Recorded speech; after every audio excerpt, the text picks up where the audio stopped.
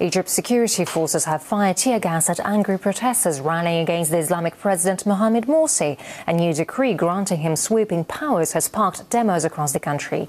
The opposition has started a sit-in protest in Tahrir Square, pledging to fight what it calls Morsi's power grab. And Cairo-based journalist Beltrou has the details for us. What I've really seen is quite harsh tactics used by the police to stop protesters on Tahrir Square, using a lot of tear gas on protesters, throwing rocks down on protesters from the top of buildings. We've also seen Molotovs being thrown back and forth. At the same time, we've had demonstrations at the presidential palace in support of the president, and also across the country we've seen pro-president and anti-president protesters clashing in front of Muslim Brotherhood's headquarters. So there's been quite a lot happening. This has actually, in a strange way, united the opposition forces who've been quite divided recently. There was mass uproar when the president announced his constitutional declaration, which essentially awarded him powers over the judiciary. It also said that his decree and his declarations would be unappealable, and this is something that's led commentators to call him the new pharaoh and to call the document in essence a coup.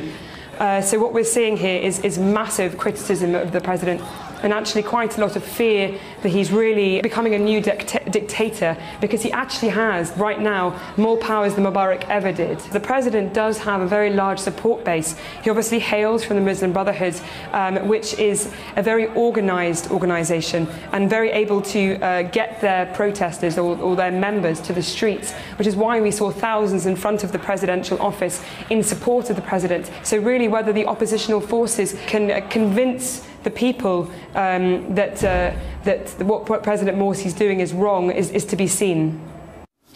And President Morsi has defended the new decree granting him substantial powers, and he told his supporters he was leading Egypt on a path to freedom and democracy. But journalist Ahmed Fathi believes military rule in Egypt has simply been replaced by another king of dictatorship. What have Mohamed Morsi done? Mubarak, in the height of his power, could not even dream of achieving. Morsi is part of the Muslim Brotherhood, an Islamo-fascist group. They have control over their members and their supporters. It is very simple. In a country with more than 45% of its population are illiterate, to control them in the name of religion.